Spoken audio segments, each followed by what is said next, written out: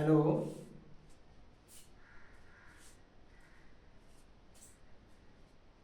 देखिए आज हम लोग पढ़ेंगे ओम्स लॉ। क्लास 10 का हम लोग पढ़ रहे थे फिजिक्स, ठीक है। उसमें हम लोग इलेक्ट्रिसिटी का डिफिनेशन वगैरह देख लिए थे, रेजिस्टेंस देखे थे। देखिए आज हम लोग देखेंगे ओम्स लॉ, एक टॉपिक करके हम लोग पढ़ेंगे, छोटा छोटा वीडियो बनाकर। देखिए ओम्स लॉ क्या कहता है, क्लियर आ रहा है? ओम्स लॉ क्या कहता है, यानी ओम जो साइंटिस्ट थे वो क्या कहते हैं कि एट कांस्टेंट टेम्परेचर, किसी फिक्स टेम्परेचर पे the rate of flow of current is directly proportional to the applied potential difference. Potential difference voltage, जिसको हम लोग अपने टर्म में बोलते हैं, अक्रॉस इट्स एंड्स, यानी ends area of cross section, area of cross section. जैसे मान लेते हैं कि कोई वायर है, कंडक्टर है, ठीक है। तो ये जो एरिया है ना, इसको हम लोग कहते हैं एरिया ऑफ क्रॉस सेक्शन। इसमें क्या फ्लो करेगा, करंट यानी चार्ज, इलेक्ट्रॉन, ठीक है। तो कहता है कि the rate of flow of current, यानी करंट को सर हम लोग किससे डिनोट करते हैं, आई से, वो डायरेक्टली प्रोपोर्शनल है, is directly proportional to the applied potential difference, यानी किसका प्रोपोर्शनल है, भी का। यानी आई जो है वो डायरेक्टली प्रोपोर्शनल है भी का, यानी भी से डायरेक्टली प्रोपोर्शनल हो गया आई का। अब प्रोपोर्शनल को अगर हम लोग हटाते हैं तो यहाँ पे हम लोग कोई क्या डाल देंगे, तो यहाँ पे सर हम डाल देंगे एक कांस्टेंट जिसका नाम क्या है, आर। यानी कि हम लोग अपने भाषा में बोलते हैं v इक्वल टू, अपने मतलब रटा हुआ है हम लोग का, v equal to I R. अगर कोई पूछता है ओम्स लॉ तो क्या बोलते हैं, v equal to I R. अब r क्या है, तो it is the where r is called resistance of a conductor, where R is called resistance of a conductor, ठीक है। रेजिस्टेंस जो करंट को रोकता है, जो फ्लो ऑफ करंट को रोकता है। फ्लो ऑफ करंट को रोकता कौन है, तो सर अंदर में पॉजिटिव नेगेटिव दोनों रहता है। नेगेटिव फ्लो करता है, पॉजिटिव रुका रहता है। जब नेगेटिव आते रहता है, पॉजिटिव से टकराता है तो रुक जाता है, ठीक है ना। हम दौड़ रहे हैं, कहीं सामने कुछ आया, हम उससे टकराए, फिर रुक गए, गिर गए, फिर उठेंगे, फिर दौड़ेंगे। तो जो कहते हैं कि रेजिस्टेंस है वायर में, यानी कि उसमें सर करंट फ्लो जो होने से रोकता है, उसको रेजिस्टेंस कहते हैं। एक्चुअल में वो है कौन, तो एक्चुअल में रहता है पॉजिटिव चार्ज। एक्चुअल में रहता है पॉजिटिव चार्ज, जो क्या करता है, फ्लो ऑफ करंट को रोकता है। कुछ इम्प्योरिटीज भी होता है, कुछ इम्प्योरिटीज भी होता है, ठीक है ना, कंडक्टर में। तो हम लोग देख रहे थे ओम्स लॉ, यानी कि at constant temperature the rate of flow of current is directly proportional to the applied potential difference across its ends. Ends क्या है, एरिया ऑफ क्रॉस सेक्शन है। ये मान लेते हैं कि एल लेंथ का कोई कंडक्टर है, तो इसमें जो करंट फ्लो करेगा पोटेंशियल डिफरेंस पे डिपेंड करेगा। कहने का मतलब ये हो गया कि एक आप नॉर्मल नल से, मान लेते हैं कि ये पाइप है, नॉर्मल नल से आप इसमें पानी जोड़ दिए तो यहाँ पानी गिरेगा, लेकिन इसको डायरेक्ट आप मोटर से जोड़ दिए हैं तो क्या होगा, काफी प्रेशर रहेगा पानी में, पानी में काफी प्रेशर रहेगा। यानी पाइप से पानी कितना गिरेगा ये डिपेंड कर रहा है कि पाइप कनेक्ट किससे किए हैं, एक नॉर्मल नल से कर दिए हैं, टंकी से किए हैं, या डायरेक्ट मोटर से कनेक्ट कर दिए हैं। उसी पे डिपेंड करता है कि पानी का प्रेशर इसमें क्या होगा। उसी प्रकार से कहता है कि किसी कंडक्टर में अगर इलेक्ट्रिसिटी फ्लो कर रहा है तो वो फ्लो ऑफ करंट किस पे डिपेंड करता है, फ्लो ऑफ करंट डिपेंड करता है पोटेंशियल डिफरेंस पे। जिस तरह का पोटेंशियल डिफरेंस देंगे उतना क्या होगा। जैसे मान लेते हैं कि छोटा सा जो बैटरी रहता है 0.5 वोल्ट का, उससे कनेक्ट कर दिए, करंट कितना जाएगा इसमें, मान लेते हैं कि डायरेक्ट घर में जो रहता है वोल्ट 220 वोल्ट, उससे कनेक्ट कर दिए। अब इसमें करंट कितना जाएगा, तो सर पता चल रहा है कि यहाँ 0.5 वोल्ट है, यहाँ 220 वोल्ट है, मतलब कि सर इसमें कम करंट फ्लो करेगा, इसमें ज़्यादा करंट फ्लो करेगा। तो पोटेंशियल डिफरेंस पे डिपेंड कर रहा है कि करंट कितना फ्लो करेगा, उसका रेट क्या रहेगा, कितना स्पीड रहेगा। सॉरी, स्पीड तो सेम ही रहता है, फ्लो ऑफ करंट का जो स्पीड है वो कितना है, लगभग लाइट के बराबर है, यानी 3 × 10⁸ मीटर पर सेकेंड, 3 × 10⁸ मीटर पर सेकेंड अप्रॉक्स।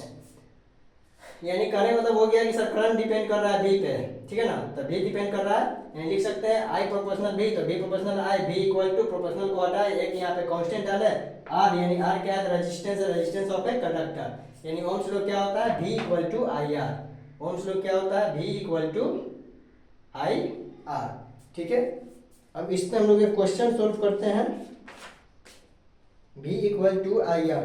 यानी सर इसमें अगर कोई भी इंक्रीज करता है तो दोनों इंक्रीज करेगा, अगर करंट इंक्रीज करेगा तो वोल्टेज इंक्रीज करेगा, वोल्टेज इंक्रीज करेगा तो करंट इंक्रीज करेगा। ठीक है, तो V और I जो है वो डायरेक्टली प्रोपोर्शनल है, जैसे जैसे V इंक्रीज करेगा वैसे वैसे I इंक्रीज करेगा, जैसे जैसे I इंक्रीज करेगा वैसे वैसे V इंक्रीज करेगा, दोनों एक साथ बढ़ेगा, दोनों एक साथ बढ़ेगा। लेकिन जैसे ही हम लोग यहाँ पर रेजिस्टेंस का फॉर्मूला निकालते हैं sir V equal to I R हो गया, तो हम लोग लिख सकते हैं ना R equal to V by I, R equal to V by I. अब सर यहाँ वोल्टेज को इंक्रीज करेंगे, यानी जैसे जैसे सर मान लेते हैं I इंक्रीज कर रहा है तो V घटेगा, I इंक्रीज कर रहा है तो देखिए रेजिस्टेंस के केस में जैसे जैसे हम लोग I बढ़ाएंगे तो ये क्या हो गया, इन्वर्सली प्रोपोर्शनल है ना, R जो हो गया क्या हो गया, I का इन्वर्सली प्रोपोर्शनल है, यानी करंट बढ़ेगा तो सर रेजिस्टेंस घटेगा, करंट बढ़ेगा तो रेजिस्टेंस क्या होगा, घटेगा। ठीक है, रेजिस्टेंस बढ़ेगा तो करंट घटेगा, तो ये हो गया इन्वर्सली प्रोपोर्शनल, ये हो गया I और R क्या हो गया, इन्वर्सली प्रोपोर्शनल, V और I क्या हो गया, डायरेक्टली प्रोपोर्शनल, V और I directly proportional, R and I क्या हो गया, इन्वर्सली प्रोपोर्शनल हो गया। ठीक है, तो R इक्वल टू क्या हो गया, V by I, R equal to V by I. ठीक है ना, अब इसका SI यूनिट अगर हम लोग निकालते हैं तो क्या हो जाएगा, SI unit, standard international unit. तो V का क्या होता है, तो सर V का होता है V बाई आई है ना, R इक्वल टू, तो V का होता है वोल्ट और करंट का होता है एम्पियर, यानी वोल्ट पर एम्पियर, क्या हो जाएगा, वोल्ट पर एम्पियर, वोल्ट पर एम्पियर। अब इसको दिए थे ओम साहब, इसलिए ये अपना सिंबल देते हैं, रेजिस्टेंस का ऐसा यूनिट क्या, ओम। सिंबल क्या देते हैं, ये सिंबल देते हैं, सिंबल क्या देते हैं, तो ये ओम का सिंबल ये। ठीक है, ओम। एक्चुअल यूनिट क्या होगा, वोल्ट पर एम्पियर, रेजिस्टेंस का ऐसा यूनिट क्या हो जाएगा, वोल्ट पर एम्पियर, एक्चुअल यूनिट। इसको ओम साहब दिए थे इसलिए अपने नाम पे रखते हैं ओम। ठीक है ना, क्या रखते हैं, ओम। इस सिंबल क्या हो गया, इस तरह का सिंबल हो गया, इसको इस सिंबल को हम लोग दिखाते हैं, किसको, रेजिस्टेंस को दिखाते हैं, रेजिस्टेंस के ऐसा यूनिट को दिखाते हैं इस सिंबल से। ठीक है, इसको हम लोग कहते हैं ओमेगा। अगर कोई पूछे कि इसका नाम क्या है सर, तो पूछे बोलेंगे क्या, ओमेगा। ठीक है, क्या बोलते हैं, ओमेगा। ठीक है, एक न्यूमेरिकल हम लोग करते हैं इसी पे, ओम्स लॉ पे। ठीक है, कहता है कि एक आयरन है, क्वेश्चन को लिख लेते हैं पहले। देखिए सिंपल से क्वेश्चन से हम लोग शुरुआत करते हैं, इसके बाद हम लोग और आगे भी अभी देखेंगे, इसके बाद सेकंड न्यूमेरिकल भी हम लोग देखेंगे। एक छोटा सा न्यूमेरिकल हम लोग लिखे हैं सिंपल सा। देखिए क्वेश्चन में भी सिंपल लिखा हुआ है, a simple electric current has a 24 volt battery and a resistor of 60 ohms, what will be the current in the circuit. यानी कोई सर कंडक्टर है, कोई सर्किट है, वायर है, जिसमें वोल्ट कितना दिया हुआ है, तो वोल्ट दिया हुआ है 24 सॉरी। ठीक है ना, पोटेंशियल डिफरेंस दिया हुआ है 24 volt, 24 volt, potential difference voltage, potential difference voltage. ठीक है, potential difference 24 volt and register, यानी रजिस्टर भी दिया हुआ है, रेजिस्टेंस दिया हुआ है कितना, रेजिस्टेंस दिया हुआ है 60 ohms, 60 ohms। क्या निकालने के लिए करा, तो सर यह निकालने के लिए करा करंट, यानी करंट क्या होगा, करंट, करंट I जो है वो क्या होगा। तो अगर हम ओम्स लॉ लगाते हैं, by ohm's law, by ohm's law, तो करंट निकालना है, तो ओम्स लॉ क्या होता है, V equal to I R. अब हमको फाइंड करना है I, तो V I इक्वल टू हम लोग क्या लिख सकते हैं, तो सर I इक्वल टू हम लोग लिखेंगे V by R, V by R, यानी कि वोल्ट दिया हुआ है, कितना दिया हुआ है, तो सर वोल्ट दिया हुआ है 24 और R कितना दिया हुआ है, रेजिस्टेंस, तो ये दिया हुआ है 60। अब इसको हम लोग अगर काटते हैं तो क्या हो जाएगा, इसको अगर हम लोग काटते हैं तो 12 दूना 24 और 12 पचे 60, सॉरी 12 दूना 24, 12 दूना 24 और 12 पचे 60, यानी कि सर I इक्वल टू मेरा आ गया 2/5, 2/5। यानी इसको काटते हैं तो एक बार में 0 फिर 0.4 एम्पियर। आई इक्वल टू कितना हो जाएगा, तो आई इक्वल टू हो जाएगा इसका 0 बैठाएंगे पॉइंट देंगे 4, पंचों के 20 4, सॉरी एम्पियर। करंट कैसा यूनिट, एम्पियर, यानी 0.5 एम्पियर होगा, 0.5 एम्पियर, 0.5 एम्पियर, ठीक है। 0.5 एम्पियर होगा, ठीक है।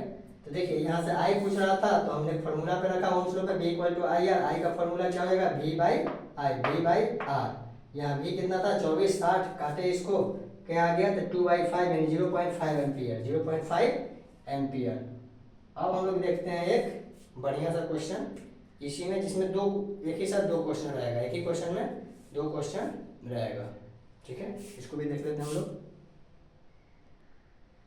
देखिए क्वेश्चन है, an electric iron draw current of 3.5 ampere from the 220 volt से अगर सप्लाई लाइन देते हैं हम लोग, तो एक इलेक्ट्रिक आयरन है जिससे हम लोग कपड़ा आयरन करते हैं, वो करंट कितना उठाता है, तो 3.4 एम्पियर करंट उठाता है। अब कहता है कि वो कितना करंट उठाएगा अगर हम लोग पोटेंशियल डिफरेंस को कर देते हैं, यानी कि जो हम लोग वोल्टेज दे रहे थे वो 110 कर देते हैं, 110। इसको हम लोग डायरेक्ट भी बना सकते हैं, लेकिन इसको हम लोग पहले फॉर्मूला से बनाएंगे।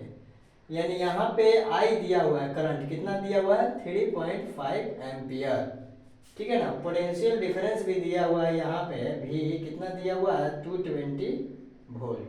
तो अगर हम यहाँ से आर निकालते हैं तो आर इक्वल टू वाट, तो फार्मूला क्या है, V equal to I R, V equal to I R निकालना है। आर तो क्या हो जाएगा V by I, V by I. Volt क्या हो जाएगा, तो सर वोल्ट है 220 और करंट है 3.4, यानी सर R इक्वल टू हम लोग का आ गया 220/3.4, ये आ गया। अब कहता है what current will this electric iron, यानी आयरन तो वही है, तो आयरन का रेजिस्टेंस हम लोग निकाल दिए। आयरन का हम लोग क्या निकाल दिए, रेजिस्टेंस। अब कहता है कि हम वोल्ट को हाफ कर दिए, 110 कर दिए हैं। तो अब केस 2 में, यानी कि न्यू केस में क्या हो जाएगा कि अब जो है वो भी कितना हो गया, पोटेंशियल डिफरेंस कितना हो गया, तो पोटेंशियल डिफरेंस अब जो हो गया है वो हो गया है 110 वोल्ट। और रेजिस्टेंस हम लोग का अभी निकाले हैं 220 देखिए काटे नहीं है क्योंकि अब लास्ट में आराम से काटेंगे इतना। तो कह रहा है कि वाट करंट कितना उठाएगा, करंट कितना उठाएगा। तो फिर से हम लगाते हैं formula V equal to I R. तो हमको आई निकालना है, तो आई निकालना है तो आई इक्वल टू क्या लिखेंगे, V by R, V by R. V कितना है हम लोग का, तो V कर दिया है हाफ, 110 कर दिया है। रेजिस्टेंस हम लोग कितना ला है 220 अब बाई 3.4, यानी 3.4 ऊपर रख देते हैं। अगर 0 से 0 इसको काट देते हैं, 11 दूना 22 काट देते हैं, इसको अगर ऊपर ले जाते हैं तो 3.4/2 यानी कि 34 17 कितना हो जाएगा 1.7, यानी आई इक्वल टू यहाँ क्या आ गया 1.7 एम्पियर, 1.7 एम्पियर, ठीक है। आई इक्वल टू कितना आ गया 1.7 एम्पियर, ठीक है। 1.7 एम्पियर। देखिए बोले थे कि इसको डायरेक्ट भी हम लोग बना सकते हैं। V प्रोपोर्शनल है I, तो V था 220 वोल्ट, तो I था कितना 3.4 एम्पियर। इसको हम लोग कर दिए 1/2, तो इसको भी हम लोग कर देंगे 1/2। तो इसको 1/2 किए हैं तो हो गया 110 वोल्ट। तो ये क्या हो गया 1/2 किए हैं तो 1.7 एम्पियर, 1.7 एम्पियर। इधर आप ये देखिए V डायरेक्टली प्रोपोर्शनल आई है, तो V 220 था तो करंट 3.4 एम्पियर था, इसको हम लोग आधा किए 110 किए, तो इधर भी आधा कर देंगे 1.7 हो जाएगा डायरेक्ट, ठीक है। अगर फॉर्मूला से देखते हैं हम लोग, तो फॉर्मूला से सबसे पहले रेजिस्टेंस निकालना है। रेजिस्टेंस निकालने के बाद पोटेंशियल डिफरेंस हाफ कर दिया, रेजिस्टेंस हम लोग पता चल गया। आई निकालना था V equal to I R, I equal to V by R, यानी कि V जितना दिया हुआ है उतना रख दिया 110, और फिर रेजिस्टेंस कितना था 220/3.4, यानी 220 3.4 नीचे डिवाइड में ऊपर चला गया मल्टीप्लाई में, इसको काट दिया दो बार में, 2 से 3.4 को काटे तो 1.7, यानी कि आई कितना आ गया। तो जो नया करंट अब जा रहा है इलेक्ट्रिक करंट, जो इलेक्ट्रिक आयरन जो न्यू करंट ड्रॉ कर रहा है उठा रहा है, वो कितना है 1.7 एम्पियर, 1.7 एम्पियर। देखिए इस वीडियो में हम लोग ओम्स लॉ देख लिए, उस पे बेस्ड 2 क्वेश्चन देखे हैं, ठीक है ना। ओम्स लॉ पे बेस्ड क्वेश्चन 2 देखे हैं न्यूमेरिकल। इसके बाद हम लोग देखेंगे resistivity of the conductor, factors affecting resistance of a conductor, factor affecting the resistance of a conductor. इस शायद रेजिस्टिविटी हम लोग देखे हुए थे। अच्छा इसको रिवाइज कर देंगे, उसके बाद कॉम्बिनेशन ऑफ रेजिस्टेंस बता देंगे। ये एग्जाम में उतना इम्पोर्टेंट नहीं रहता है, मेन हम लोग का रहेगा क्या, numerical power, numerical heating effect of electric current. तो मेन हम लोग देखेंगे न्यूमेरिकल, ठीक है। इसको प्रैक्टिस कीजिए, नोट कीजिए, ठीक है। मिलते हैं नेक्स्ट वीडियो में। जय हिंद।